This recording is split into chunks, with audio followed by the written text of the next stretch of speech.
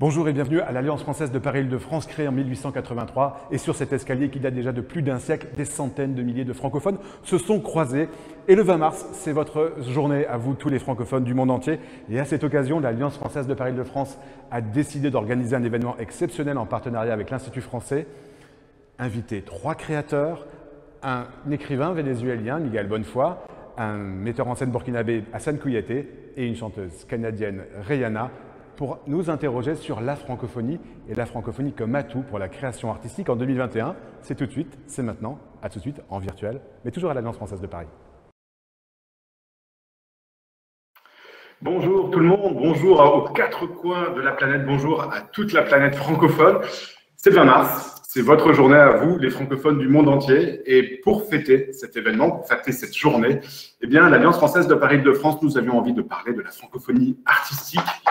Comment créer aujourd'hui en français? Est-ce que la francophonie est un atout pour la création artistique? C'est ce que nous allons débattre. Nous allons débattre de ça. Nous allons discuter de ça avec 3 artistes francophones que vous voyez à l'image. Je vais commencer par Rihanna, qui est à Winnipeg, au Québec. Bonjour Rihanna. Alors Rihanna, tu as été élue artiste de l'année en 2019. Tu es canadienne, mais tu vis aussi et tu as fait le choix de vivre à Winnipeg, dans le Manitoba. Tu es manitobaine et on est ravis de t'accueillir aujourd'hui. Miguel Bonnefoy, on s'est rencontrés, nous, il y a quelques années. Tu avais le prix, tu venais de recevoir le prix du jeune écrivain. J'avais eu la chance de t'interviewer. Depuis, tu as fait une carrière littéraire incroyable. Tu as été finaliste du prix Goncourt des jeunes écrivains, du féminin, et ton dernier livre, Héritage, tu as été dans la dernière toute sélection du prix Goncourt. Et puis, il faut le rappeler, tu as un lien très particulier, comme d'ailleurs Rihanna, qui vient souvent à l'Alliance française de Winnipeg. Tu as été professeur à l'Alliance française de Caracas, car tu es franco-vénézuélien. Et puis, je termine par Hassan Kouyaté. Hassan Kouyaté, bon, Hassan, on peut le dire, tu es un artiste total. Tu es acteur, metteur en scène, musicien, conteur, danseur. Bref, tu à peut-être tous les arts dans ta poche. Et puis, surtout, depuis quelques années, tu es le directeur des francophonies en Limousin. Tu fais vivre la francophonie en France et tu fais venir la francophonie au cœur de Limoges. Actuellement, d'ailleurs, tu es en plein cœur des zébrures de printemps qui accueillent beaucoup d'artistes de toute la francophonie qui écrivent en français du théâtre, du spectacle vivant. Voilà, on a une petite heure de discussion ensemble. Ensuite, où que vous soyez dans le monde, parce que déjà, je sais que vous êtes dans une cinquantaine de pays à nous suivre, avec un top 5 dont on vient de me donner, de l'Italie, de France, de l'Allemagne, du Maroc et du Liban. Bienvenue à tous, bienvenue à toutes et à tous. On va passer 1 heure ensemble de discussion et puis une petite demi-heure avec vous, avec des questions que nous attendons et que j'aurai le plaisir de transmettre à nos 3 invités. Alors, je vais vous poser à tous les 3 une première question. Nous sommes le 20 mars. Et puis une question personnelle. En tant qu'artiste, quelle définition personnelle vous donneriez au mot francophonie? Rihanna. La première. Bien, pour moi, la francophonie, à son plus beau, c'est un fil conducteur. Ça peut être par la langue, bien sûr, et parfois aussi par la culture, une façon de connecter avec les gens, qu'ils soient francophones ou francophiles. C'est presque comme... C'est ce lien qui existe par la langue. Et quand on va ailleurs au monde et on rencontre des gens qui ont aussi ce lien, c'est une autre façon de communiquer ensemble. Et c'est une autre façon de se connaître, en fait. On se connaît déjà un petit peu par notre francophonie. Et toi, Miguel? Oui, je trouve la réponse de Rihanna très belle et vraiment tout est là, en effet, dans le lien, dans le réseau et dans le mot tissage que je trouve très beau. Je rajouterais tout simplement peut-être un coup de pinceau de plus, le métissage aussi, puisque je trouve qu'il y a dans la francophonie une sorte de croisement qui se joue, un brassage qui est assez beau, puisque en général, lorsqu'on est francophone, eh bien, on a une autre langue dans son cœur, on a une autre tradition, on a une autre culture. Et c'est sans doute dans ce creuset un peu mystérieux et étrange où viennent se fondre différentes langues que réellement la francophonie prend toute son épaisseur, prend tout son relief, prend toute sa perspective. Je pense qu'il est difficile aujourd'hui de pouvoir imaginer le français qu'en France. C'est-à-dire que le français aujourd'hui est ce qu'il est parce qu'il a eu l'intervention, l'occupation de tant de langues, de tant de migrations, de tant d'exils différents qu'on finit par lui donner toute sa chair, tous ses muscles, toute sa force et qui donne aujourd'hui le corps du français. Ce serait, je pense, un français assez pauvre s'il était resté au français de Rabelais, au français de Molière, au français de Racine, au français de Corneille. Mais rapidement, dès le siècle des Lumières, puis ensuite avec le 19e, avec toutes les explorations, hélas, avec les guerres coloniales et avec les occupations, mais finalement, ce butin de guerre a fini par donner au XXe siècle un français qui est bigarré, qui a un éventail de plusieurs couleurs, et j'espère que plus tard, on pourra continuer à détisser justement cette question de la langue par rapport à sa profondeur et par rapport à son jeu de couleurs. J'imagine que ça te parle, Hassan, quand tu entends les mots de Miguel. Oui, mais les mots de mes deux amis, au contraire, c'est super. Quand j'entends ça, quand j'entends d'autres personnes reparler des choses de ma pensée, j'ai les mêmes idées mais c'est dit autrement. Je trouve ça fabuleux. Mais moi, je n'aime pas le mot au singulier. Je vous dis, la francophonie, pour moi, je dis la francophonie, même au Canada, qui est ce grand pays, la québécoise et la francophonie de Canada français, c'est pas la même chose pour moi. C'est pas la même chose que la francophonie congolaise ou libanaise et tout. C'est pour ça que je parle des francophonies. Et ma définition, au-delà encore en plus de tout ce que mes collègues ont dit, c'est si on parle du principe que c'est l'enfant qui naît entre une autre culture et la langue française ou la culture française, donc le métissage qui naît de là, le métis congolais et français n'est pas le métis québécois ni vénézuélien. Donc Oui, c'est pour cela que je parle des francophonies. Et pour moi, la francophilie, c'est une coquetterie, encore des mots. Et c'est la francophonie. Celui qui utilise cette langue, tu es francophone. Dire francophile, c'est encore faire partie c'est une sorte de discrimination territoriale, géographique, alors que moi, je le prends à partir de la pratique de la vie du quotidien. En quoi la francophonie, vous créez tous les trois, vous créez en français.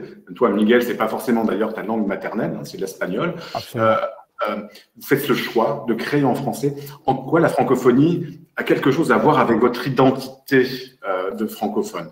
En quoi elle est importante pour vous personnellement? J'imagine qu'on refait le même tour de table. Non, le premier qui a envie de parler, parle. Bien, je peux partager un peu du contexte d'où je viens, parce que en fait, je suis pas québécoise, je suis franco-manitobaine, ce qui est, on était une communauté minoritaire dans l'Ouest canadien, et puis cette réalité-là est complètement différente que, comme Hassan l'a mentionné, nos réalités sont tellement différentes, même dans un seul pays, laisse tomber à travers le monde, puis pour moi, de créer en français, puisque je suis dans un environnement minoritaire, je suis toujours en train de créer souvent dans les deux langues qui sont ici. Donc, l'anglais qui est très majoritaire et ensuite le français qui est la langue de ma mère et la langue avec laquelle j'ai grandi à la maison. Et puis, ça me prend un effort de plus parce que quand je passe ma journée en anglais, ça me prend un effort de plus d'aller creuser et d'aller écrire en français. Justement, il faut vraiment que je me dédie à ça. Et la raison que pour moi c'est important, c'est parce que c'est la langue de ma mère, parce que c'est ma langue avec laquelle j'ai grandi. Mais je trouve que ça c'est important pour chaque personne qui vit cette même réalité, peu importe c'est quoi la langue. C'est pas le français nécessairement, ça n'a pas besoin d'être le français. Mais ce rapport de devoir se positionner quand on ne fait pas partie de la majorité dans notre contexte, je pense que les artistes ont un combat à vivre là. Mais est-ce que tu dis la même chose quand tu chantes en anglais et quand tu écris tes chansons en anglais ou en français? Est-ce que finalement, est-ce que c'est assez similaire ou tu dis pas les mêmes choses? Les sujets sont semblables parce que je reste la même personne, mais la façon de parler les mélodies, musicalement, les mélodies sont très différentes. On s'entend que les phrases en français sont pas du tout les mêmes que les phrases en anglais. Écrire une mélodie en anglais, ça n'a rien à voir avec écrire une mélodie en français. Et sûrement avec n'importe quelle autre langue, chaque langue va avoir une relation différente avec la musique. Et puis, mes chansons en anglais et en français vivent dans le même univers musical, bien sûr, mais les mélodies et les textes, je ne pourrais jamais les superposer l'une sur l'autre. Il y aurait beaucoup trop de syllabes en français. Toi, Miguel, ta mère est vénézuélienne, ton père est chilien, tu as étudié dans un lycée français à Caracas et tu fais le choix d'écrire en français. Pourquoi? Quel rapport avec cette identité multiple que tu as? Oui, tout à fait. Eh bien, comme ma mère est diplomate, attachée culturelle, elle a donc eu une vie très désordonnée dans laquelle elle est allée de pays en pays, de capitale en capitale, de frontière en frontière. Et donc, fatalement, moi, j'ai eu la vie de tous les enfants de diplomates qui se retrouvent à être sans cesse dans un mouvement. Et pour ne pas bousculer ces éducations différentes en fonction des lieux où on était, ils ont décidé de me mettre dans le circuit des lycées français à l'étranger. Donc, j'ai été le produit typique de ces enfants qui finissent par connaître la langue française et la culture française sans jamais avoir mis un pied en France, qui ne connaissent pas le français et qui pourtant savent le parler, qui chantent la Marseillaise sous les tropiques, qui peuvent te parler de Louis XIV, de Louis XV ou des deux Napoléon, et cependant n'ont absolument aucune idée où se trouve le palais de Saint-Cloud ou celui de Compiègne. Je savais déjà comment aller depuis Bastille jusqu'à Saint-Michel, quelle rue il fallait prendre alors que je n'avais jamais mis un pied à Paris. C'est donc marrant de se rendre compte qu'il existe aussi, comme ça, tout un sombre peuple de gens qui connaissent si bien la France alors qu'ils l'ignorent complètement, de fait. Et ce qui est drôle, c'est de voir en effet dans la jeunesse des lycées français à l'étranger, et je pense soit à Caracas, soit à Lisbonne, que la langue qu'ils utilisent est une sorte de langue d'hier. C'est la langue que tu retrouves dans les livres, c'est la langue que tu as dans la bouche des professeurs, mais tu n'as aucune autre façon de connaître la langue française, puisque dans la rue, à la récré, la langue de la bagarre, de la séduction ou du sport est finalement l'espagnol. En fait, c'est la langue locale. Donc, c'est curieux de se rendre compte qu'il peut y avoir là une sorte de différence, et tout à coup, de temps en temps, arrive à la rentrée un nouveau venu qui lui arrive avec des mots qu'il a ramenés de France et qui vient les ramener comme une sorte de talisman en disant aujourd'hui on dit ceci dans la rue, aujourd'hui on s'exprime de cette façon en France. Et tout à coup, nous qui sommes de l'autre côté de l'Atlantique, on reçoit ça en disant ah bah tiens, c'est donc comme ça que la langue s'est ramifiée, c'est donc comme ça qu'elle a commencé à avoir sa mutation, c'est comme ça qu'elle évolue. Et donc je trouvais ça assez beau de se rendre compte comment ça pouvait se faire. Mais je trouvais aussi très intéressant ce que disait Rayana par rapport à la longueur des phrases. Bien sûr que le cadre, le squelette, la structure que te donne la partition et te donne la musique t'oblige à prendre telle ou telle longueur. Je pense qu'en littérature, il arrive plus ou moins la même chose, dans le sens où, lorsque tu lis des phrases en espagnol, tu peux très facilement avoir des phrases qui font 8 lignes, et ça ne choque personne. Il y a une sorte de torrent, une sorte de rivière, une cascade d'adjectifs qui peut se donner et qui ne semble pas lourd, qui ne semble pas pesant, ce n'est pas pâteux. Cependant, en français, et sauf pour Proust, déjà quand tu as 8 lignes, très vite, en fait, tu trouves que la phrase a des longueurs et le traducteur va chercher à les couper au milieu pour faire de cette phrase en espagnol 3 phrases. Et donc, je trouvais que c'était intéressant de se rendre compte comment, lorsque tu apprends la vie en espagnol, puisque moi, je l'ai appris d'abord en espagnol, donc je l'ai appris avec une sorte de baroque, avec une sorte de luxuriance qui vient avec la langue. Et finalement, le français venait, voilà, c'est ça en fait, non pas freiner parce que le français a d'autres vitesses que l'espagnol n'a pas, mais venait d'une certaine manière amputer certains mouvements, certains glissements des idées qu'on pouvait avoir. Et dans ce combat qui est à la fois une lutte et à la fois un mariage, j'ai essayé de placer mon travail. Donc c'est un choix, délibéré. Alors c'est un choix dans le sens où, bien sûr que j'ai appris à penser en français, puisque j'étais dans les lycées français, donc fatalement, c'est ce que je répète. Mais également, il y a un choix politique, si vous voulez vraiment qu'on en parle. Moi, j'ai grandi au Venezuela, et au Venezuela, les maisons d'édition sont des maisons d'édition d'État. C'est-à-dire que c'est l'État qui paye la fabrication du livre, qui paye la distribution, qui paye le droit d'auteur, qui paye absolument tout. Ce qui fait que lorsque le livre arrive sur les tables d'une librairie, il est moins cher qu'une bouteille d'eau. Il n'y a rien de moins cher au Venezuela qu'un livre. C'est ce qui permet justement que le livre et la littérature ne soient pas le privilège des classes aisées. Si j'avais publié alors, écrit directement en espagnol et publié au Venezuela, eh bien sans doute je n'aurais pas pu avoir cet impact éditorial qu'ont les structures éditoriales françaises. Et si le monde est divisé en deux catégories, ceux qui dominent et ceux qui subissent, la France domine, le Venezuela subit, eh bien il s'agissait sans doute un des devoirs ou une des tâches des artistes est celui de tendre le regard de ceux qui dominent vers ceux qui subissent. Donc, à ce compte, si j'utilisais l'espagnol, peut-être je n'aurais pas eu cette chance-là de pouvoir prendre une idée et de la lancer de l'autre côté de l'Atlantique. C'est la raison pour laquelle j'ai choisi le français comme une sorte de cheval de Troie qui me permettait d'entrer en France avec les structures éditoriales françaises, avec la langue française, le vocabulaire, la grammaire, la syntaxe, toute la force comme ça des figures de style françaises, avec son héritage littéraire derrière, et essayer de voir si, dans ce moule, je pouvais le tendre vers le Venezuela, un pays bien plus basé sur des traditions orales, avec sans doute une histoire littéraire moins vaste. Donc, il n'y a pas qu'un butin de guerre, hein, il y a aussi un cheval de Troie. Exactement, bravo. Exactement, il n'y a pas qu'un butin de guerre, il y a aussi un cheval de Troie, mais on reste dans le champ lexical martial. Hassan, toi aussi, tu as une identité multiple. D'où vient ce souhait, ce désir de faire du théâtre, de faire du spectacle vivant en langue française et de le promouvoir comme tu le fais aujourd'hui? Alors, moi, je suis né au Burkina Faso. Et dans une famille mandingue, ma langue maternelle, c'est le Bamana, ou d'autres appellent Djoula. Et je suis allé à l'école quand j'avais 6 ans. Mais chez moi, j'entendais le français, ce qu'on appelle le français moyen. Toi, il n'y a pas. Le français de communication.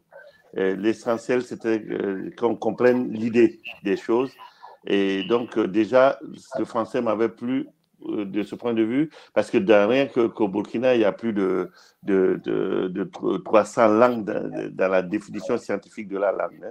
Donc, ça permettait que je parle à des enfants d'une autre ethnie, des Mossis, par exemple, qu'on se parle, qu'on se comprenne sur l'essentiel. Donc, c'était pour moi une langue de communication essentielle, importante. Après, quand je suis allé à l'école, en parlant de cheval de Troie, ça me rappelait une anecdote. Et j'avais entendu parler des Troyens. Mais moi, je croyais que c'était les Troyennes. Et parce que je ne savais pas, je ne connaissais pas de la guerre de Troie, ni rien. On dit, ouais, j'avais un professeur de français qui nous parlait des Troyens. Ah, je dis, bon, elle doit se parler de Luc le lièvre, les 3 hyènes. Mais cette histoire, je ne la connais pas. Je connais des histoires avec 1 et 2 hyènes, mais les 3 hyènes, je ne connais pas. Ça, c'était une anecdote. Mais qui est importante. Il y a souvent des malentendus, comme on dit. Et donc, moi, quand je suis que les Troyens, par exemple, c'était une histoire. Moi qui viens d'une famille de griots, donc de raconteurs d'histoires et tout, on m'a dit non, c'est un très grand conte européen, un très grand conte européen. Et j'étais encore jeune, j'avais 8 ans pour savoir lire les Troyens. Donc, j'étais très pressé d'apprendre à lire le français pour lire les histoires d'Europe. Parce que mon professeur de français, qui est devenu, disons, mon professeur de français, c'est le professeur de français de mon grand frère. Donc, c'est lui qui me parlait des Troyens. Et donc, et puis, il a raconté ça, j'ai trouvé ça, Achille, Hector, waouh, j'ai trouvé ça, c'était comme Sundiata Keita, pour moi, c'était Samori Touré. J'ai dit, waouh, c'est génial. Donc, j'ai voulu apprendre cette langue pour aller apprendre les histoires d'ailleurs qui sont écrites dans la langue d'ailleurs. Donc, c'est la curiosité, l'envie des histoires, l'envie d'entendre ce que les autres peuples disent d'eux, ce que les autres peuples font. C'est cette curiosité qui m'a poussé à aller encore plus très rapidement vers cette langue pour aller apprendre à ce qu'ils disent. Et puis, en discutant avec mon grand-père, et j'ai dit à mon grand-père, mais pourquoi toi, dans les années 40, tu as envoyé mon père à l'école, alors que tu es chef de griot, tradition orale, tradition et tout. Il dit, quand j'ai compris que les gens là qui sont venus chez nous, qu'on ne pourra plus s'en débarrasser, je me suis dit, c'était important qu'on comprenne ce qu'ils disent. et donc, c'est pour cela que j'ai envoyé ton père à l'école, pour qu'il soit moins idiot. Parce qu'on sera entouré de ces gens, donc de tout ce qu'il y a. Ouais. Et donc, quand mon grand-père m'a dit ça, j'ai dit, ah ouais, je dois encore creuser pour être moins idiot. Et effectivement, cette langue m'a permis d'apprécier le cinéma français, le vieux cinéma français, et tous les anciens. Par exemple, je suis un fanatique de Jacques Tati, tous ces trucs. Et ça m'a aidé à aller vers le cinéma, ça m'a aidé à aller vers la littérature, ça m'a aidé en gros à aller vers la culture. Ça m'a nourri. Et aujourd'hui, je revendique cette langue. Et c'est pour cela que je dis souvent, je suis un zèbre. Parce que le noir et le blanc sont bien dessinés chez moi. Et je convoque le noir quand j'en ai besoin, je convoque le blanc quand j'en ai besoin. Et donc, deux fois maintenant, même quand je parle en bamana, j'ai besoin de certaines choses, certaines expressions françaises que j'ajoute en bamana pour enrichir mon bamana. Et quand je parle du français, j'ai certainement mon bamana là-dedans. Et on dit tout simplement chez moi que quel que soit le séjour d'un tronc d'arbre dans l'eau, il ne devient jamais un crocodile. On oublie de dire qu'il s'imbibe d'eau. Et il n'est même plus le même arbre qui est tombé au bout d'un moment. Il a même deux fois des plantes qui poussent sur son dos et on peut le confondre même à un crocodile. Mais moi, je ne suis pas un crocodile, je pense que je suis un zèbre. C'est ça. Oui, Miguel, vas-y. Non, c'est assez beau, en effet, ce que dit Hassan, même par rapport à ce jeu des expressions, enfin, cette alimentation mutuelle que peuvent avoir certaines langues, et typiquement le français, avec des dialectes ou des langues africaines.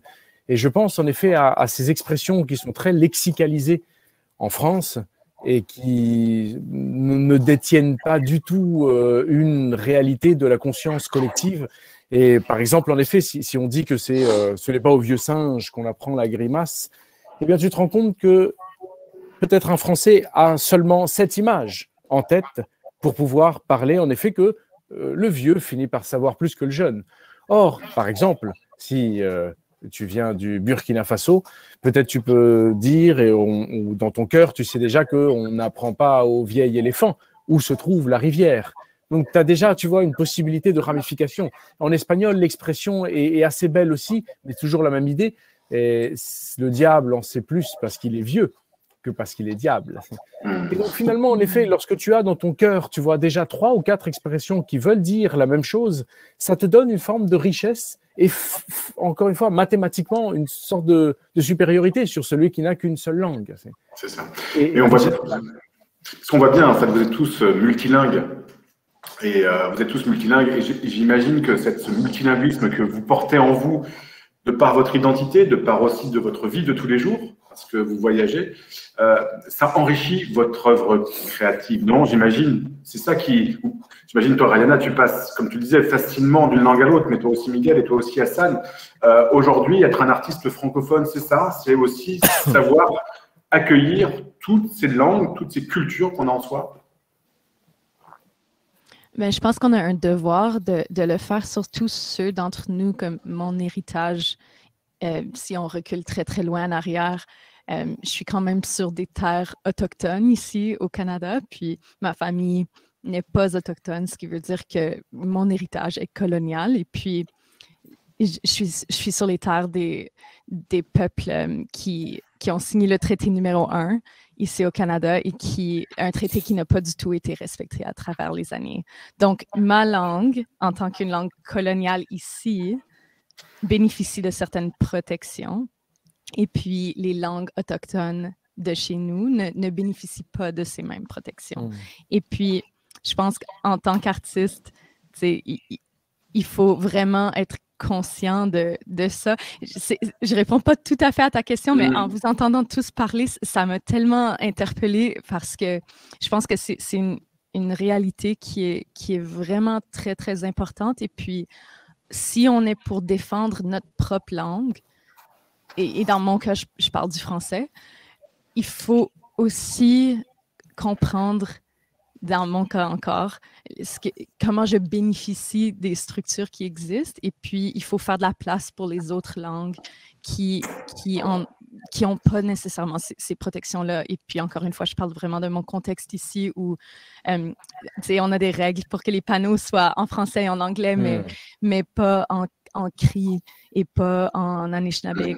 Et puis, il y a une prise de conscience à faire, à mon avis. Oui, parce que on sent bien, il y avait une hégémonie, on sentait bien cette hégémonie du français, mais on voit bien que sur l'espace francophone, aujourd'hui, j'ai l'impression effectivement que le regard se décentre. Vous, qu'est-ce que l'espace francophone, tu disais tout à l'heure, toi Miguel, ça a ouvert aussi beaucoup les portes de ta littérature, de pouvoir écrire en français. Aujourd'hui, comment vous touchez cet espace francophone? Est-ce qu'il est important pour vous en tant qu'artiste, à la fois pour jouer, pour se déplacer, pour trouver d'autres publics? Qu'est-ce qu'il faudrait faire de mieux? Qu'est-ce qu'il faudrait faire de plus pour les artistes francophones pour qu'ils soient mieux vus, mieux diffusés aujourd'hui dans cet espace? Et je me permets de prendre la parole rapidement parce que je suis au cœur de ça là en ce moment, puisque dans mon festival des Hébreux du printemps qui ont commencé aujourd'hui, il y avait des artistes haïtiens, maliens, même de Caribéens, de la Martinique et du Burkina Faso, et qui n'ont pas pu avoir de visa. Parce que la circulation des intellectuels, de la sagesse et de la bêtise, elle est facile. Donc, on ne peut plus faire bloquer la créativité francophone. C'est fini. Au niveau de sa richesse, personne ne peut arrêter ça.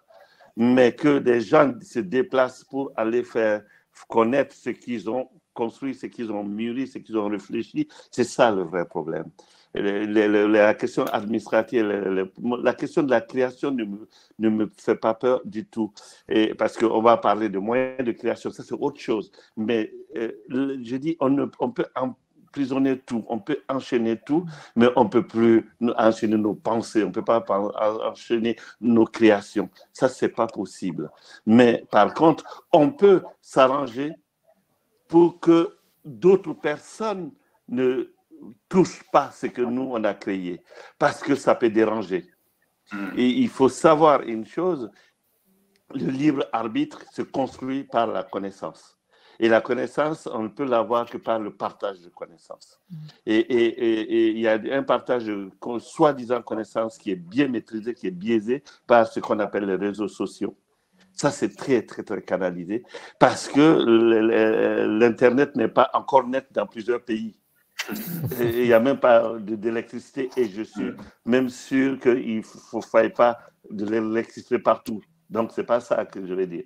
Donc, ça ne peut pas être ce moyen-là de partage. Le moyen de vrai partage, c'est la liberté que des êtres se rencontrent et partagent leurs connaissances. Et ça, tant qu'il y aura ce qu'on appelle des visas, je ne parle même pas des avions, des questions de visa. Donc, pour moi, c'est un vrai problème. Et les pays, Miguel disait à juste titre, le cheval de Troie. Qu'est-ce que moi je fais à partir de mon travail là? Et moi, aujourd'hui, je suis, d'ailleurs, certains disent, mais toi, tu n'es plus un Africain. Bon, c'est vrai, je suis un zèbre, ça va, ça me va. Mais j'essaie de trouver des artistes qui ont une certaine notoriété, les faire travailler avec des artistes talentueux de certains territoires français qui les permettent de rentrer sur certains territoires, qui sont des chevaux de Troie, si je peux utiliser ainsi. J'invite des artistes reconnus, majeurs. On dit, ah oui, il travaille avec un tel, bon, on peut lui donner le visa. Ah, il y a un tel qui tourne avec, ah oui, on peut lui donner un visa. Donc, je suis obligé d'aller dans chaque programmation, de penser à ça. Et ça, c'est une triste réalité. Il y a des efforts qui sont en train d'être faits. Parce que, par exemple, au dernier festival, aux Zébrides d'automne 2020, auquel, Yvan, tu as participé, et on a travaillé en collaboration avec le ministère des Affaires étrangères, le ministère de la Culture, l'Institut français, même l'OIF, et pour trouver des solutions. Et cette année, on m'a dit, c'est cette structure qui avait été mise en place pour essayer de trouver des visas pour des artistes. Pour cette pandémie-là, ce n'est pas possible. Et donc, on revient à quelque chose, ce que j'ai dit, si on ne fait pas attention à la consanguinité, une consanguinité, une langue consanguine meurt. Une langue consanguine meurt. Et la création, si elle est consanguine aussi, va finir par mourir. Donc, la création française, moi je parle d'où je suis, a besoin aujourd'hui de la création francophone pour qu'elle ne soit pas consanguine. Et pour finir, je dis aussi, il y a des francophones en France.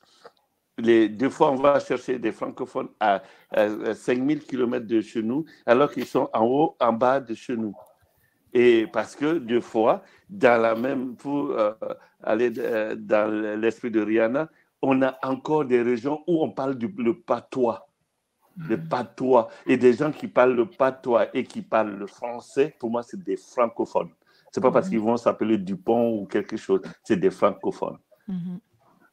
Oui, il y avait ce projet, ces discussions qui datent de millénaires d'un visa art d'artiste pour les artistes francophones, mais c'est vrai, tu as raison Hassan, c'est un vrai problème pour justement que cette création artistique francophone respire dans l'espace francophone. Toi, Rayana, quand j'imagine, est-ce que tu as c'est peut-être plus facile pour des Canadiens, évidemment, pour la francophonie, comme on l'appelle, du Nord, c'est plus facile de voyager, mais malgré tout, est-ce que c'est quand même assez. Est-ce que tu as l'impression de cet espace francophone est-ce que tu as déjà, par exemple, chanté en Afrique et est-ce que tu sens que cet espace francophone peut t'aider à améliorer ta visibilité, la diffusion de ton art? Alors, j'ai pas eu la chance encore de travailler en Afrique.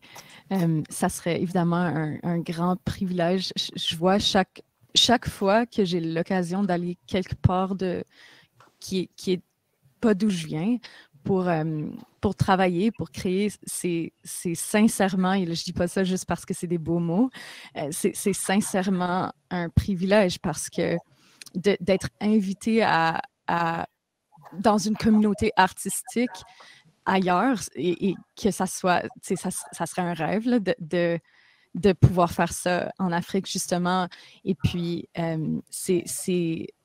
ça ne peut que, pour un artiste, ça ne peut qu'ouvrir les horizons. Alors, sincèrement, c'est pas quelque chose que j'ai déjà fait pour ce continent-là spécifiquement, mais je pense, les artistes bénéficient énormément de ces ouvertures-là. Et puis, c'est vrai que c'est injuste, en fait, que certains artistes qui bénéficient de certains passeports puissent avoir une facilité à voyager, une facilité à travailler, tandis que d'autres artistes n'ont pas ce privilège ou ce droit, en fait.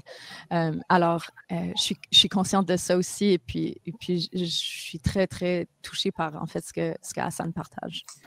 Miguel, toi, tu m'as dit aussi que tu avais eu l'occasion de rencontrer un public francophone, bien sûr, hors France, notamment à Dakar, je crois, dans d'autres pays d'Afrique. Qu'est-ce que, à chaque fois que tu rencontres ce public-là, ton lectorat ici, qu'est-ce que tu ressens?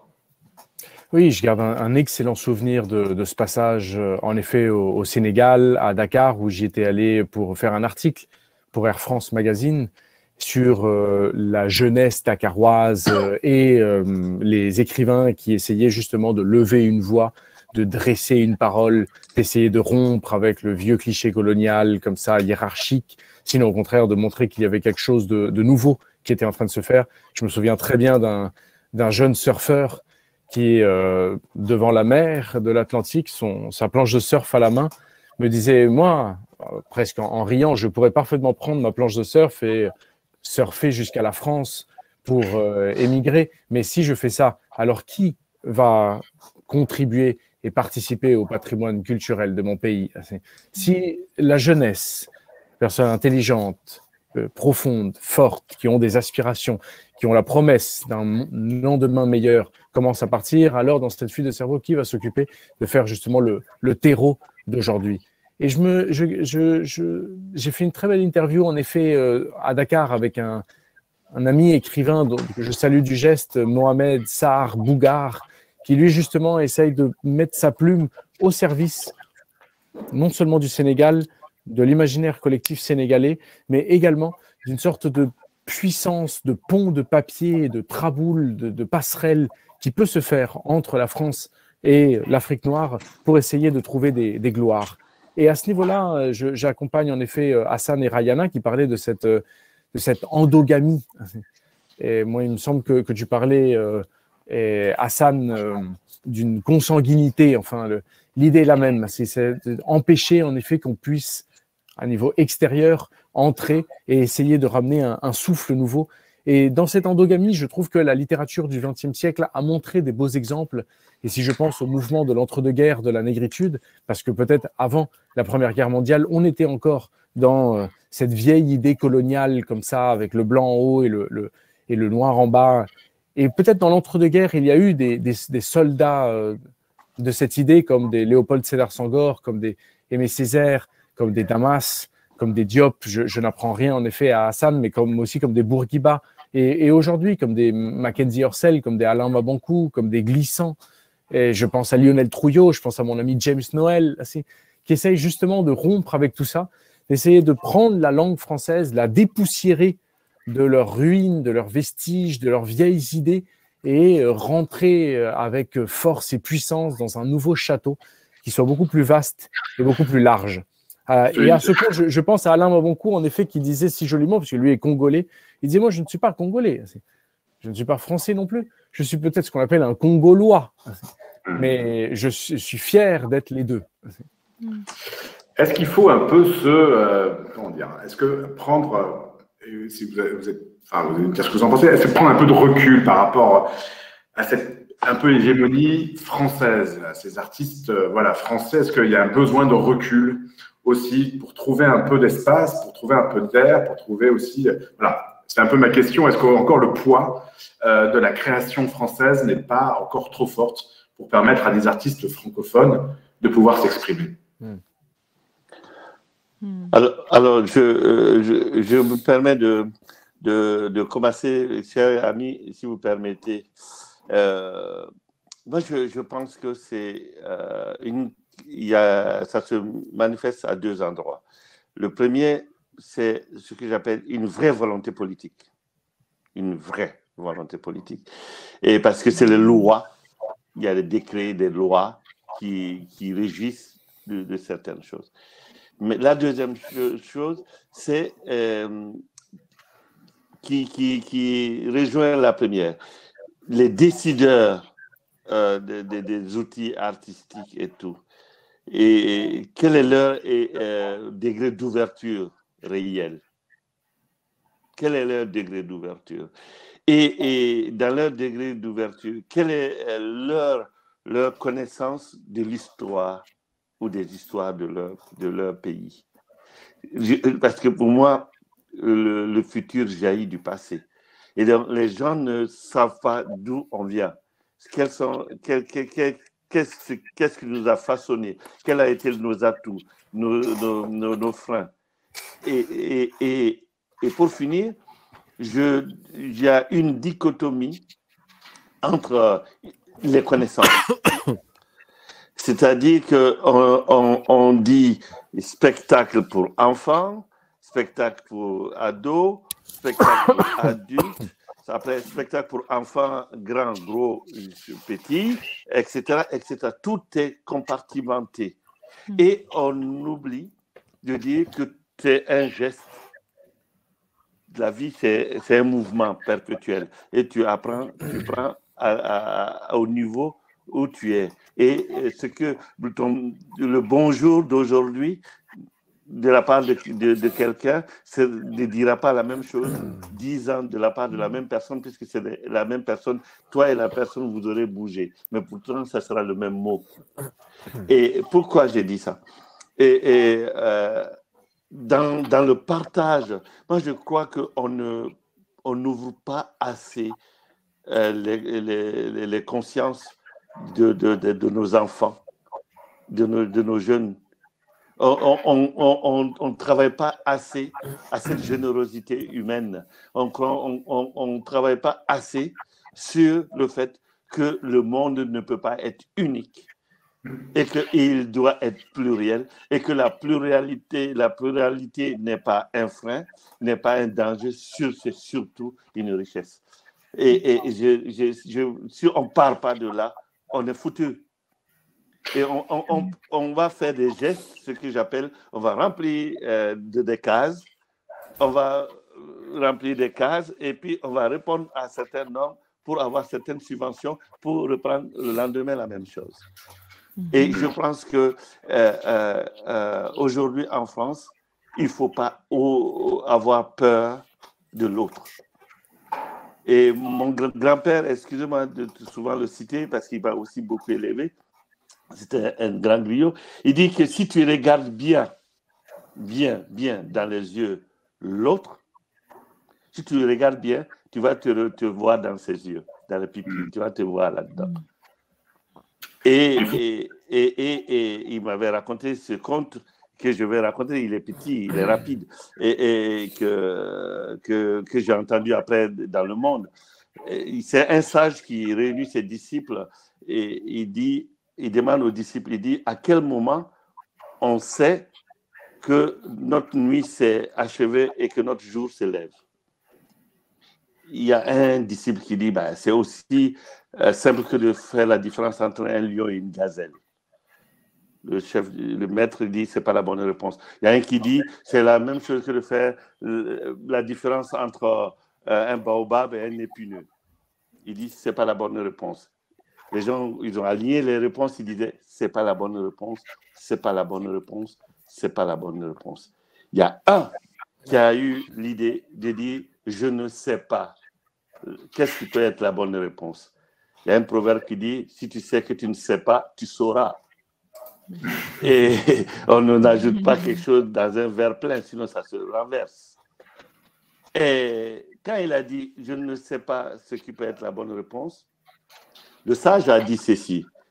Il dit, quand vous voyez venir un étranger, un inconnu vers vous, et que vous reconnaissez en lui un ami ou un frère, c'est en ce moment seulement que votre nuit s'est achevée et que votre jour se lève. Et ça manque un petit peu, tu veux dire, aujourd'hui, on a un peu de mal à accueillir l'autre. C'est pour cela, je dis, il y a le jour de beaucoup de personnes qui ne se lèvent pas. Sauf souvent dans la nuit. Qu'est-ce que ça vous inspire, Miguel et Rayana? Est-ce que justement, on a besoin, peut-être en plus dans cette période difficile qui est celui du Covid, d'aller un petit peu plus vers l'autre alors qu'on est souvent tout seul chez soi? Est-ce que d'ailleurs, c'est une question que je voulais aussi vous poser, est-ce que cette situation dans laquelle on vit, puisque là tu l'évoques Hassan, mais c'est quand même compliqué. Et j'imagine qu'au niveau artistique, c'est encore plus compliqué de ne plus être en contact avec son public. Comment vous ressentez les choses? Je laisse Rayana répondre parce qu'elle a en effet un travail qui est beaucoup plus avec le public que moi. Ouais, bien, je trouvais ça intéressant plutôt quand Hassan a mentionné l'Internet, parce que c'est clair que j'ai dû travailler énormément à travers l'Internet durant la COVID. Et puis, je pense que c'est encore une fois, c'est quelque chose qui m'a permis de, malgré tout, trouver une façon de connecter avec les gens. Mais il faut trouver un autre moyen parce que c'est pas accessible pour tout le monde, en fait. Et j'ai très, très hâte de retourner à cette connexion humaine parce que je pense aussi, on a fait ce qu'on a pu à travers la COVID pour s'adapter à cette réalité virtuelle. Et d'ailleurs, ça crée des très beaux liens. On ne serait pas ici à discuter à quatre coins du monde s'il n'y avait pas cette connexion. Alors, j'en suis reconnaissante. Mais je pense que si justement on veut voir notre jour se lever, il faut qu'on puisse recommencer à se voir face à face. Et puis, on a évidemment encore un énorme travail à faire pour que le jour se lève, pour revenir à cette très, très belle analogie que Hassan a partagée. Si on veut vraiment commencer à défaire ces barrières, il faut qu'on commence à se revoir face à face et puis qu'on continue ce travail de face à face, justement. Oui, mais je suis d'accord avec Rayana et c'est très beau ce qu'elle dit, d'essayer de voir le bon côté des choses en montrant à quel point cette séparation pandémique a également paradoxalement uni certaines personnes, dont typiquement nous et tant d'autres. Mais je trouve que c'est encore plus intéressant de penser à cette démocratisation d'Internet et je fais le lien en effet avec ce qu'Hassan disait tout à l'heure. Et cette démocratisation d'Internet a peut-être en effet donné aussi une démocratisation au niveau de l'art. Je connais des jeunes poètes, des jeunes écrivains qui ne connaissent pas Paris, qui ne sont pas applaudis en Europe, qui vivent dans leur bourgade, dans leur village ou dans leur mansarde au Venezuela ou en Colombie et qui écrivent le plus beau poème du monde, hein, comme disait Baudelaire, le mettent sur Internet et en une fraction de seconde, le monde entier peut le lire. Les mêmes personnes, il y a 100 ans, auraient laissé ça au fond d'un tiroir. Avec un peu de chance, ça reste dans un carton. Alors, tout à coup, 40 ans plus tard, quelqu'un le trouve et on finit par découvrir Stendhal. Et donc, on sort la Chartreuse de Parme, on sort le Rouge et le Noir. Et alors, immédiatement, le grand poète est né comme ça, posthume. Bueno, aujourd'hui, il y a peut-être des jeunes écrivains, des jeunes poètes. Il y a peut-être des artistes extraordinaires qui, ne sortant pas de chez eux, n'ont pas besoin d'attendre la mort pour pouvoir être connus. Parce que justement, grâce à Internet, ils peuvent faire le lien. Par rapport à ce que tu disais tout à l'heure, en effet, sur cette écrasante muscle comme ça de la France par rapport aux pays francophones, ça m'a fait penser en effet à un exemple que j'avais vécu il y a 2 ans à peu près lorsque j'étais à la Villa Médicis. Donc moi, j'ai écrit mon dernier livre à la Villa Médicis, qui est l'Académie de France à Rome. Donc, depuis 3 siècles et demi, la France décide d'envoyer 16 artistes qu'ils jugent selon les critères de la Villa Médicis, qu'ils sont les plus représentatifs de la francophonie pour aller à l'étranger, à Rome, et alors en effet être le visage, la vitrine de la culture française à l'étranger. Eh bien, nous n'étions que des Blancs. Et j'avais été surpris en parlant en effet avec le secrétaire général, en parlant aussi avec le comité de jugement, le conseil à Rue de Valois qui s'occupe de faire la distribution, qui eux disaient « Ah oui, entre guillemets, entre 2 sourires comme ça, que ça manquait un peu de couleur. » Eh bien, en effet, moi je leur disais « Mais le problème n'est pas tellement ainsi que vous ne l'avez pas choisi, c'est que peut-être il y a tant de jeunes Français qui n'osent pas envoyer leur candidature à la Villa Médicis parce qu'ils ont la sensation que c'est un endroit qui ne leur appartient pas.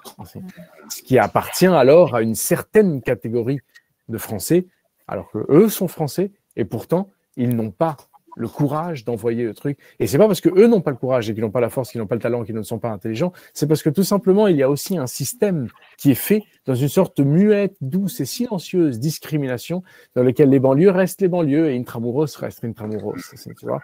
Et il y a ce truc un petit peu étrange qui se passe. Donc, comme dit Balzac, par rapport au mur de Paris, le mur murant Paris, visiblement, rend Paris murmurant. Ouais. Et je voulais ajouter quelque chose par rapport à ça, Miguel, c'est tellement juste. Moi, aujourd'hui, je ne me plains pas, j'ai un bon poste et tout, mais par rapport à l'histoire de la France, il y a combien je vais dire encore ce qui a été dit et redit, combien de responsables culturels français d'origine diverse? Combien réellement dans l'histoire de la France?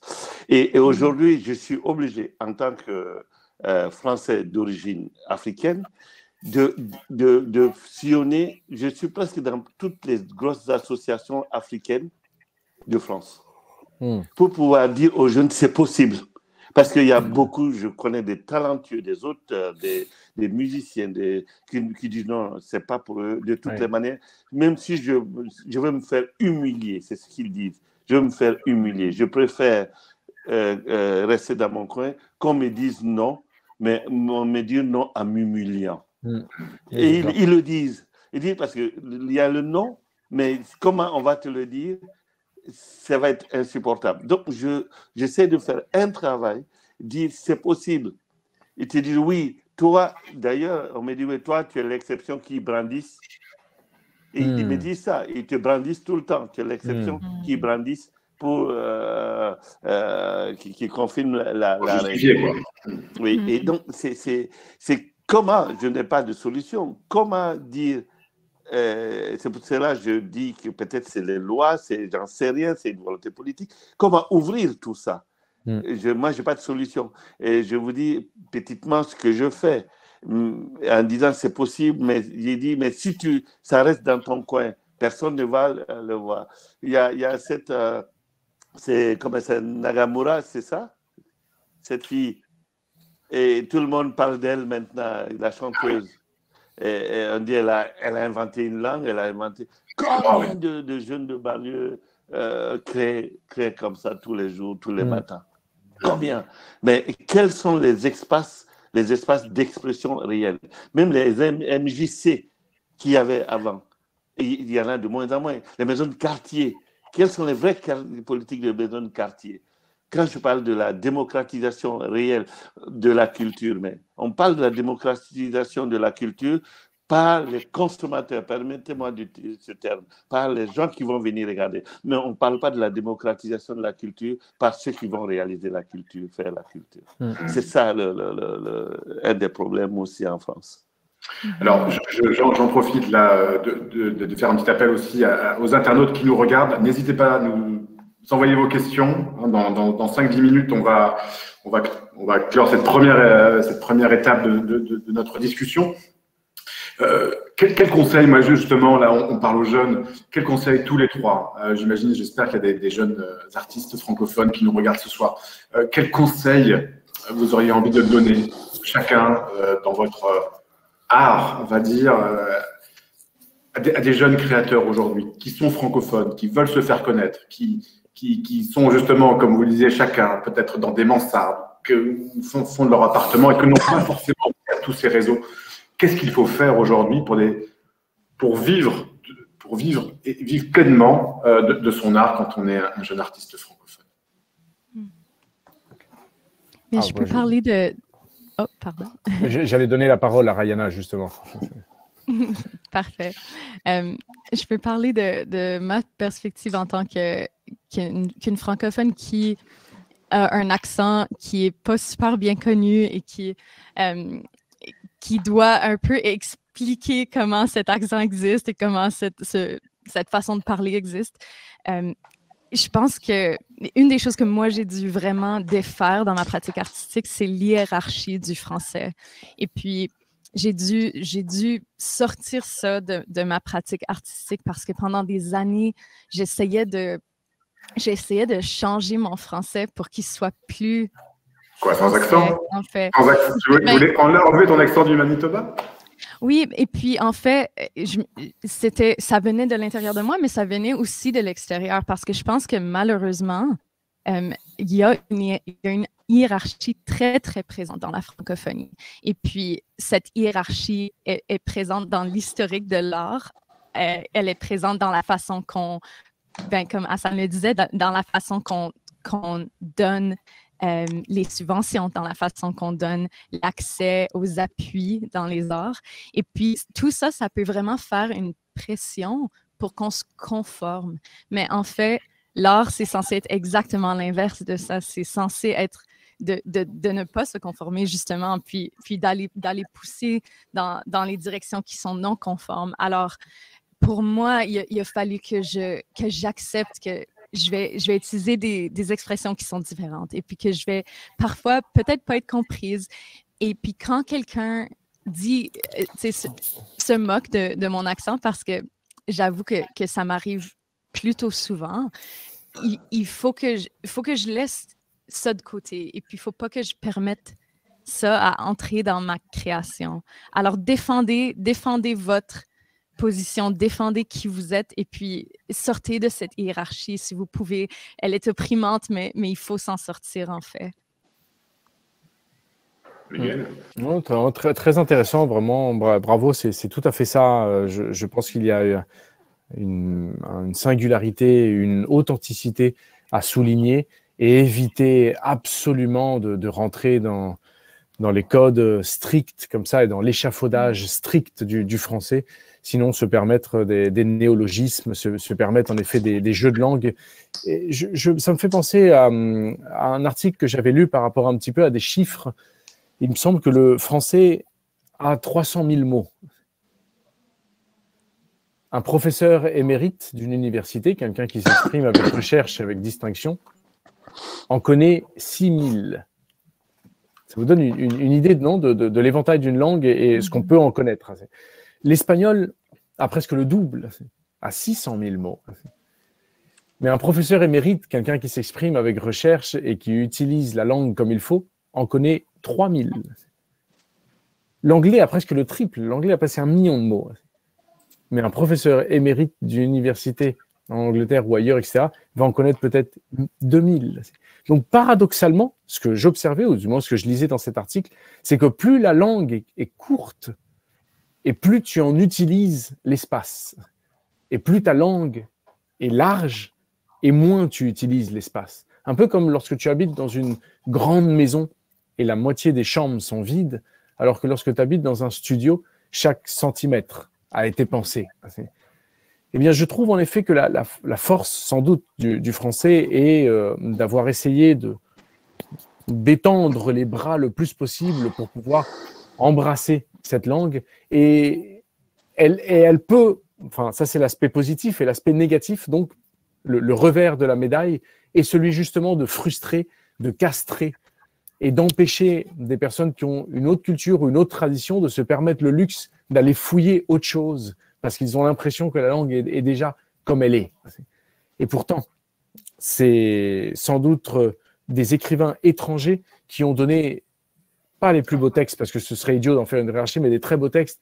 Et je pense à des gens comme Émile Cioran, roumain, qui a choisi le français. Je pense à Samuel Beckett, qui a choisi également le français en écriture. Je pense à Nabokov, qui a choisi le français. Je pense à Jorge Semprún, qui a choisi également le français. Je pense à Kundera, qui a choisi le français.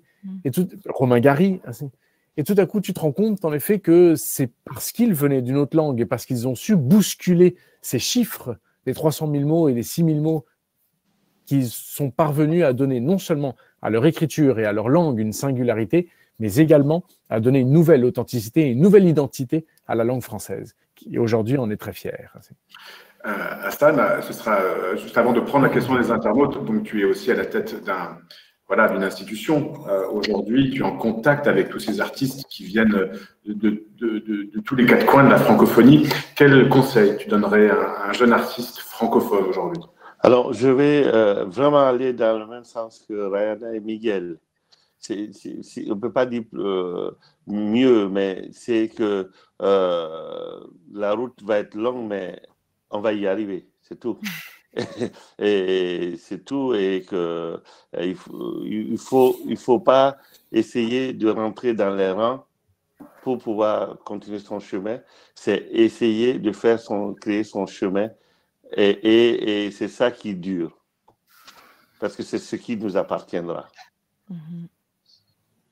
Merci à vous trois pour cette première étape de notre conversation. Alors voilà, hein, je le montre, j'ai la tablette, la fameuse tablette de l'Alliance française de Paris-Île-de-France. Voilà, je suis dans les locaux de l'Alliance française de Paris. Et puis, un coucou aussi à l'Institut français qui est partenaire de cette soirée ce soir. Alors, j'ai une petite question qui vous est adressée des États-Unis par Adi. On reste dans le domaine de la langue. Apportez-vous les spécificités lexicales de votre pays, de votre région, dans les représentations artistiques que vous avez. Tenez-vous à vos parlers respectifs ou au français standard, entre guillemets. Oui, non, très intéressant. Je ne sais pas si mes amis veulent prendre la parole ou. Vas-y, Miguel, vas-y. Prends la main. Eh bien, non, une idée me vient en tête, enfin, par rapport à la question que pose cet ami, c'est-à-dire concrètement, est-ce qu'on ramène nos spécificités de nos cultures, de nos peuples, de nos traditions, de nos mœurs, de nos coutumes, et on essaye de les faire entrer avec un pied de biche dans la langue française pour voir si ça entre.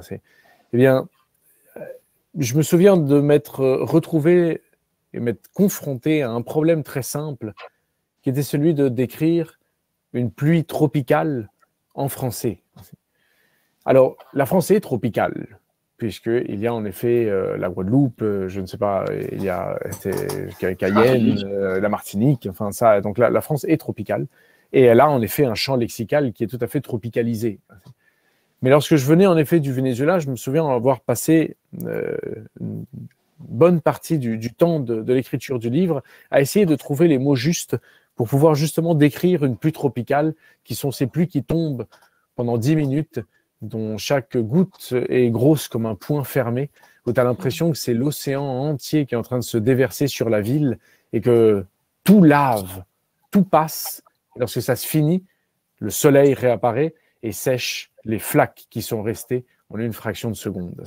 Je prends le temps alors de raconter ça, et le livre a été publié directement en français avec cette page de la pluie tropicale.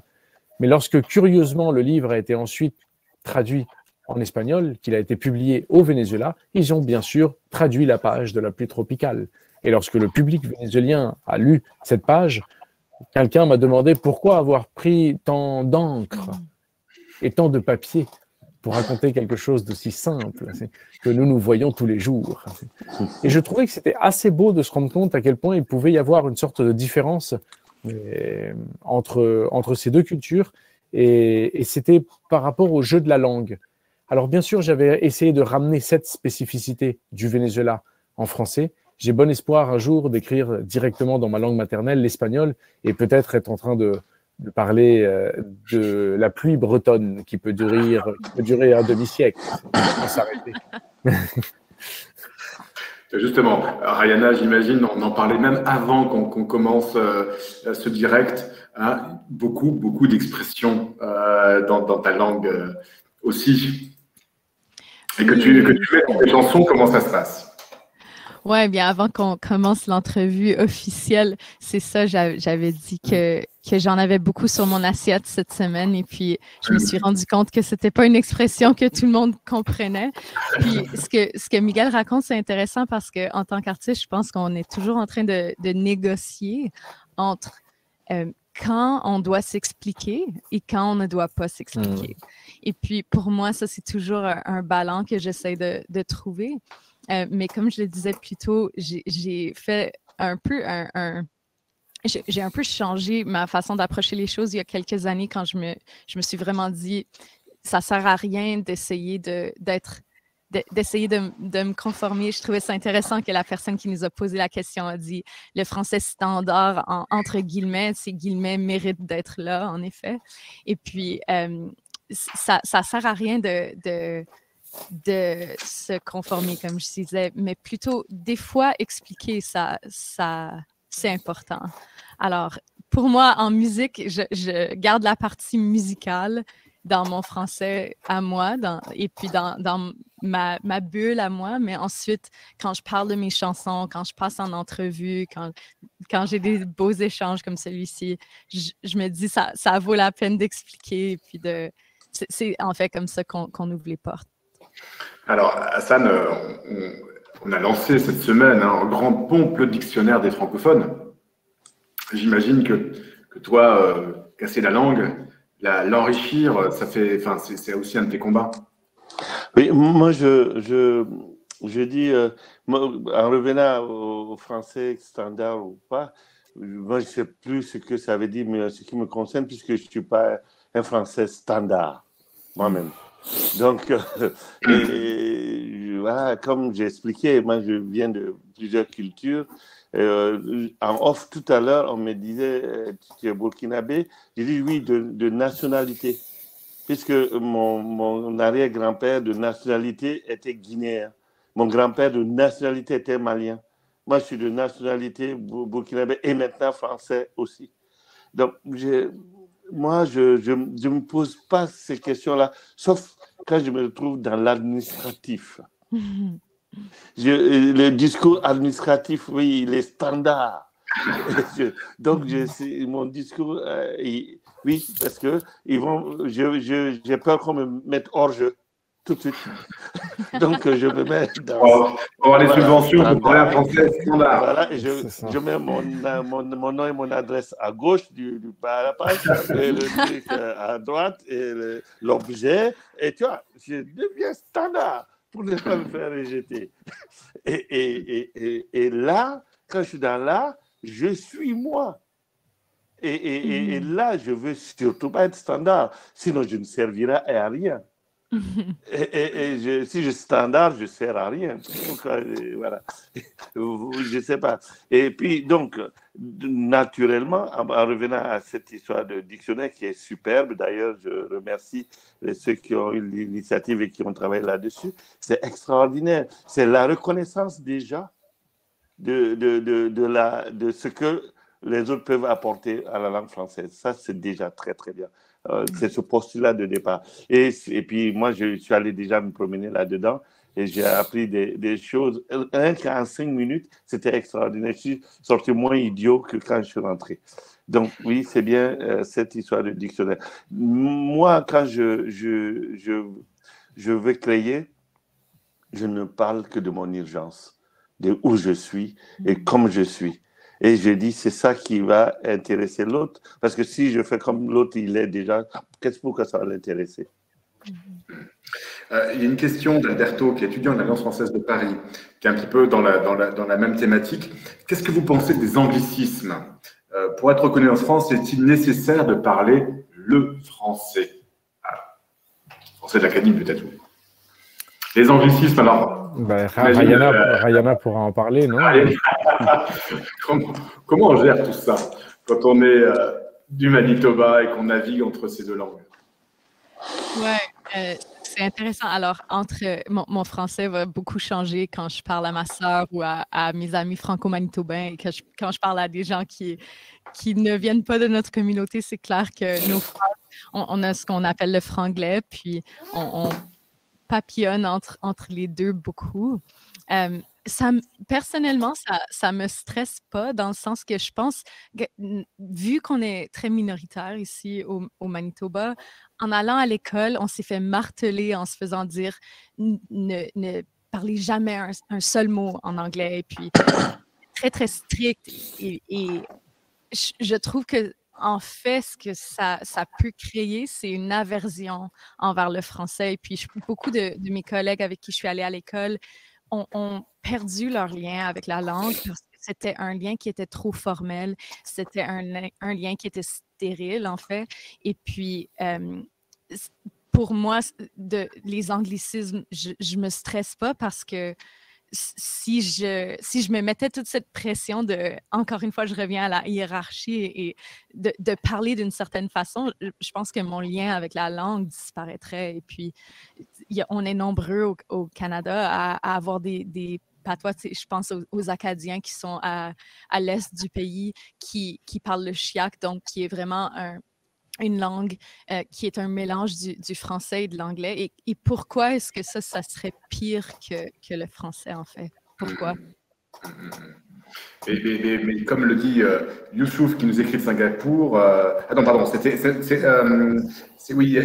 Anthony de France qui disait oui, mais il y a peut-être une perte d'authenticité de la langue française et qu'on a des anglicismes qui arrivent. T'en pensez quoi? Je me fais le relais d'Anthony. Et pourtant, Anthony, ça a donné encore une fois des grands textes, que ce soit de n'importe quel anglophone britannique ou du Canada ou des États-Unis ou d'ailleurs, enfin, qui sont venus s'installer dans la langue française. Tout à coup, ça leur a donné une forme de richesse.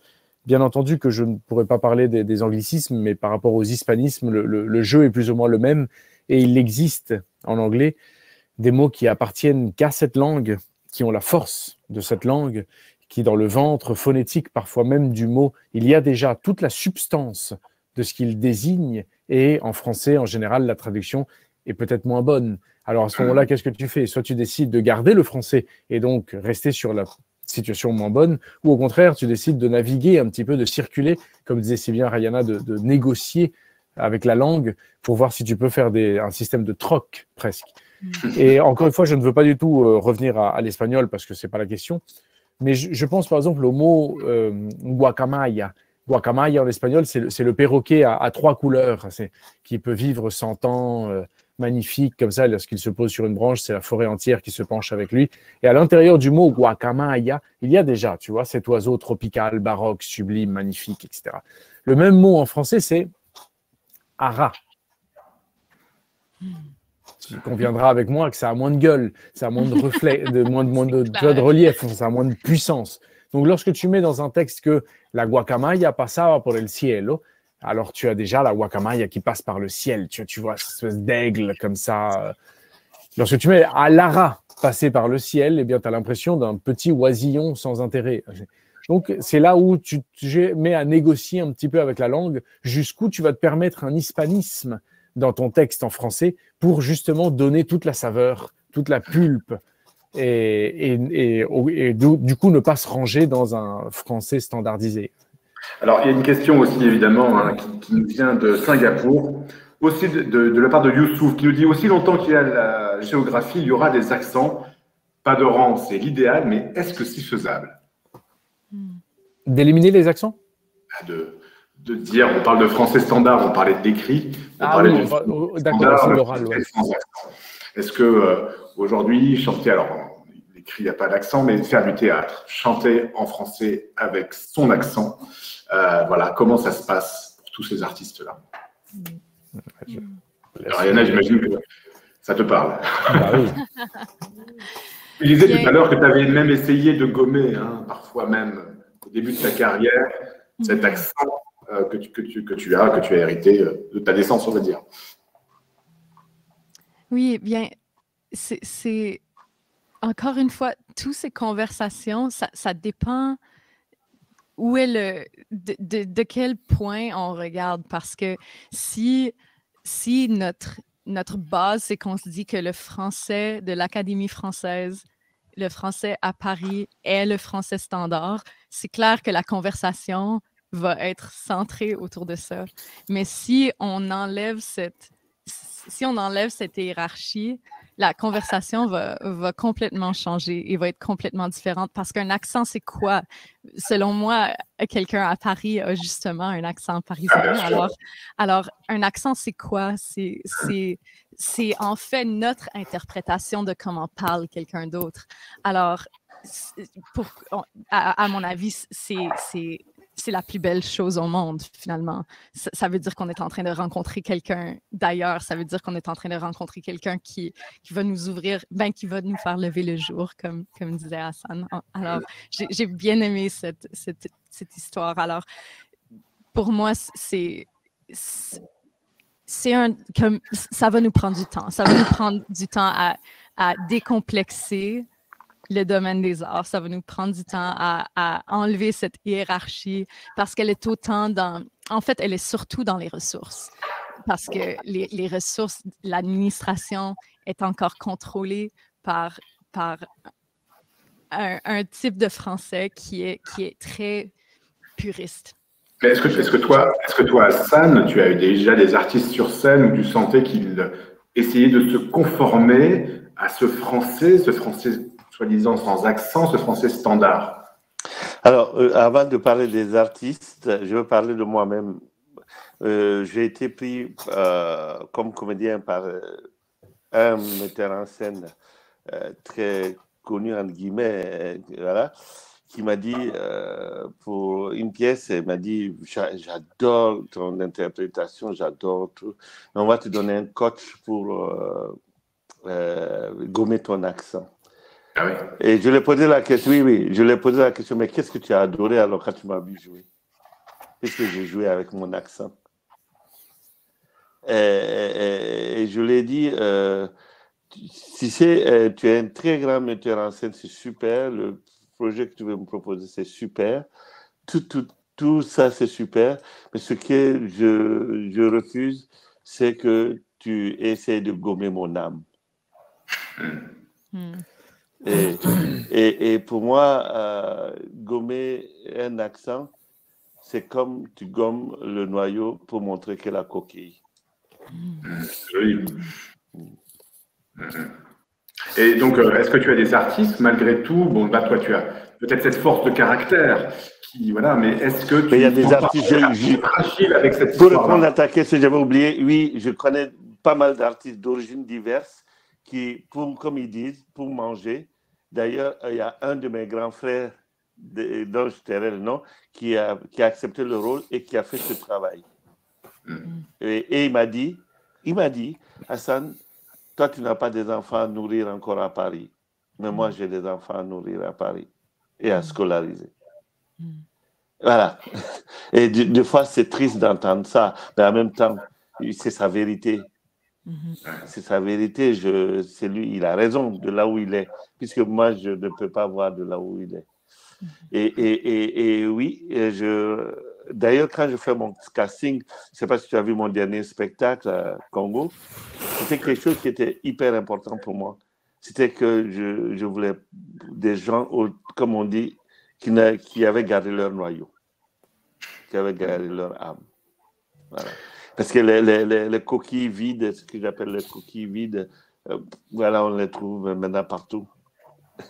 Il y en a beaucoup. C'est pas faux. J'ai une question, Rayana, de Georges qui vient du Canada. Alors, quelles sont les différences entre les franco-manitobains, les franco-ontariens, les Québécois par rapport aux arts? Est-ce qu'il y a une différence?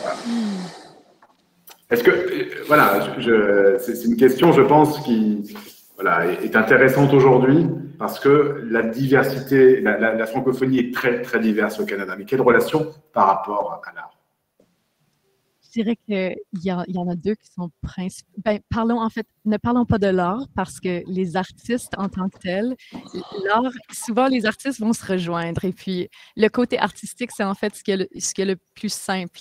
Mais là, après, c'est le réseau et c'est le marché. Alors, les francophones qui ne sont pas au Québec, qui est le marché vraiment, le marché francophone au Canada, c'est le plus grand.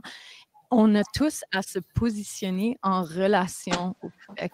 Alors, quand moi, je m'explique, quand je me définis, c'est souvent, il faut que je dise, ah non, je ne suis pas québécoise en fait, je suis franco-manitobaine. Et puis, nous, on connaît très, très bien la culture québécoise, mais la culture québécoise nous connaît, elle nous connaît moins bien.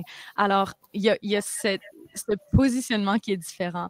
En même temps, j'adore que le Québec soit là. Pour moi, j'y vais très souvent. Je fais souvent des tournées là-bas.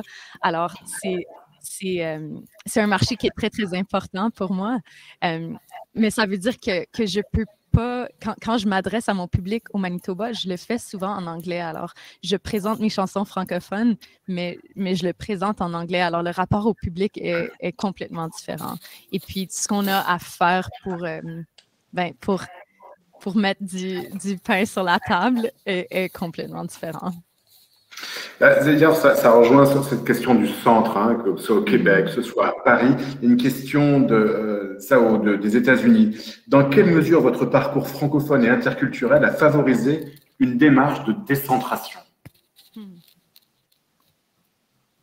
Qui veut répondre? Moi, je dis c'est la démarche de décentration, si j'ai bien compris, Oui. qui a favorisé mon parcours. Sans ça, si tu n'étais pas dans... Est-ce que tu peux expliquer un petit peu plus? Mais parce que je me suis décentré, pour moi, parce que être centré, c'est être conformiste. Pour moi. Et moi, j'ai pas... moi, vous voyez, moi, je raconte encore des contes, je dis encore des proverbes, voilà. Et voilà, moi, je parle, quoi. Je suis dans l'oralité, même dans mon écriture. Et mon écriture est orale. Et donc, moi, je suis décentré. C'est là que moi, je suis décentré par rapport à, si je prends je ne sais pas si j'ai bien compris la question, mais pour moi, être centré, c'est être conformiste, pour moi. Peut-être décentré par rapport à ce que disait Rayana par rapport au Québec. Miguel, tu l'as évoqué tout à l'heure, par rapport à ta position au Venezuela et par rapport à Paris. Comment arriver à se sortir aussi du centre qui peut être au niveau littéraire, au niveau des pouvoirs de décision sur un artiste? Comment on peut décentrer dans ce monde francophone? Mais c'est ce que je reviens, donc j'avais bien compris la question. C'est parce que j'ai insisté à être ce que je suis, c'est pour cela qu'on me demande dans le monde.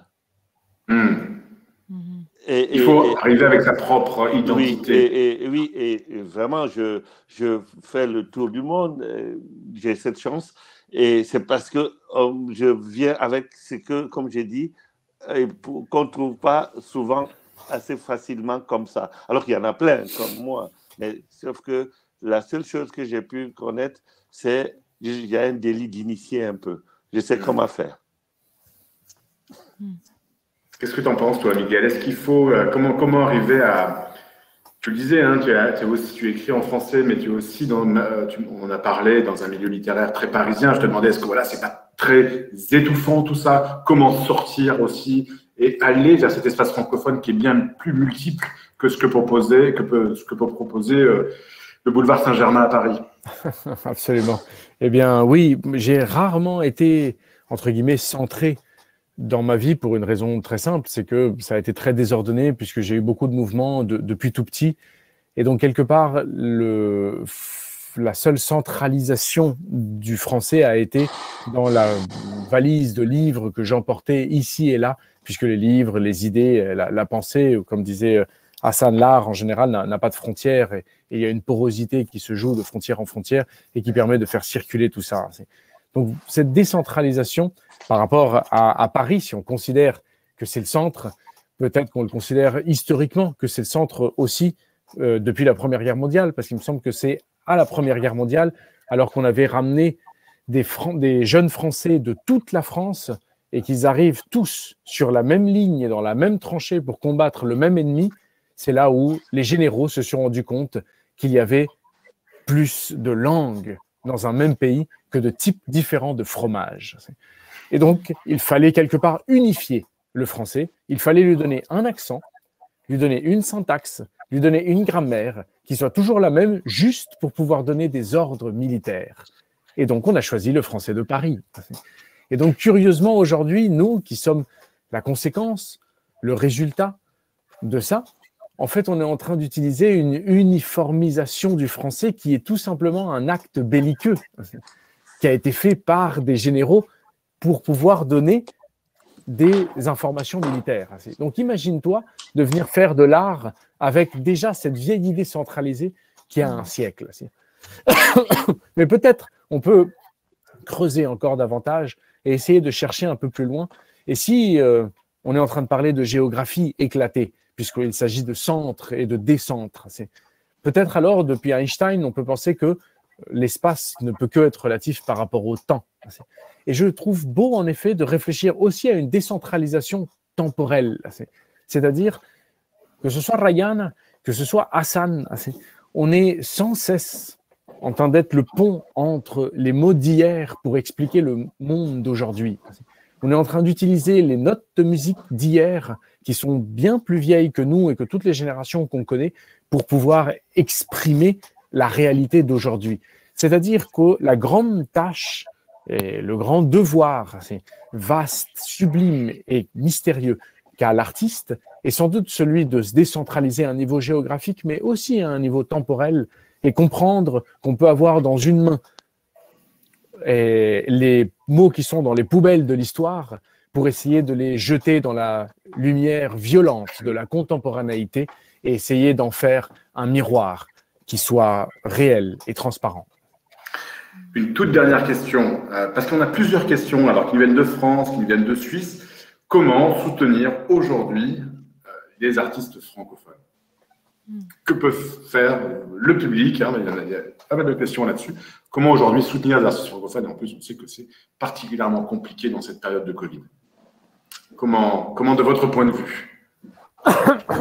Eh bien, Hassan peut-être connaît mieux le sujet que nous, parce que... Alors, comme moi je dis aujourd'hui, ce qui est important, c'est l'espace d'expression.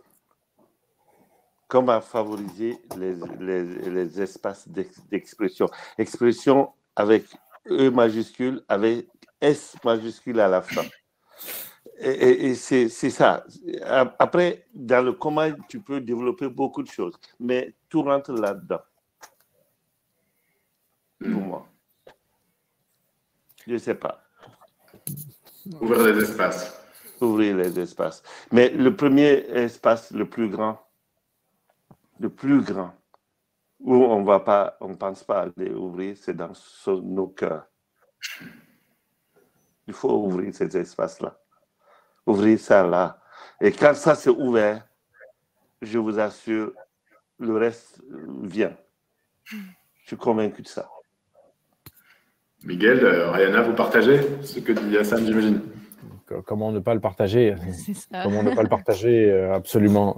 Pardon, j'ai une sorte de moustique. Oui, absolument. C'est compliqué d'être très loin de la France, être un artiste francophone et avoir l'envie un peu à la Rastignac, comme ça, dans un sort de personnage un peu balsacien, d'aller vers Paris, non, se poser sur la butte Montmartre, regarder Paris à ses pieds et dire « à nous deux, maintenant », tu vois.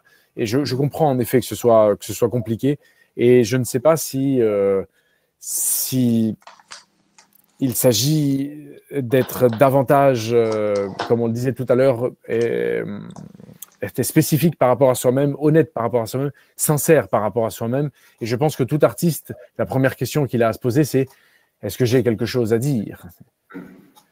Eh bien, chaque personne a quelque chose à dire, puisque chaque personne a une histoire qui est singulière, a une petite voix, a une petite musique, n'a que lui, sa composition, sa somme et son équation de souvenirs, de passion, d'outrance, de recul. Chaque personne est un être individuel et unique. Donc, bien sûr qu'il a quelque chose à dire. La question ensuite est comment le dire. Et là, il y a 1000 astuces, il y a 1000 ruses, il y a des techniques. Il y a en effet peut-être aussi des pistons et certaines passerelles qui vont te faciliter ton entrée en France, mais un piston n'a jamais fait un véritable artiste. Ça l'aide à court terme, ça l'aide pas à long terme. Et je pense en effet que quand tu écris un bon livre, tu es lu. Quand tu fais une belle chanson, elle est écoutée. Quand tu fais un grand film, c'est vu et entendu. Je pense qu'au bout d'un moment, il est entre guillemets parfois peut-être un peu facile de dire je suis loin, alors je ne serai pas entendu. Non, non, non. On est entendu quand on fait de la qualité. Miguel, je vais ajouter quelque chose sur ce que Miguel vient de dire. Moi, je dis justement aux artistes, et soyez bons, soyez authentiques, soyez vous, et même si vous êtes dans un trou de souris, dans le plus grand trou de Mongolie, on va venir vous chercher.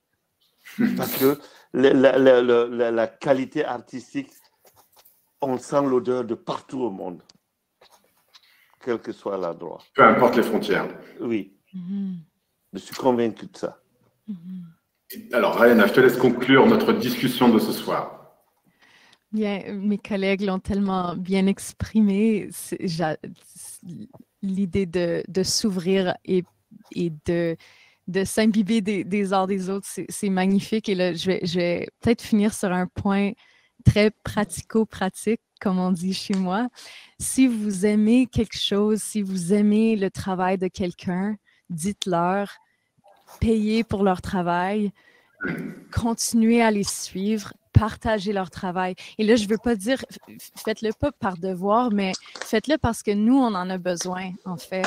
Et puis, tous les artistes, ça c'est, peu importe notre discipline, on en a besoin.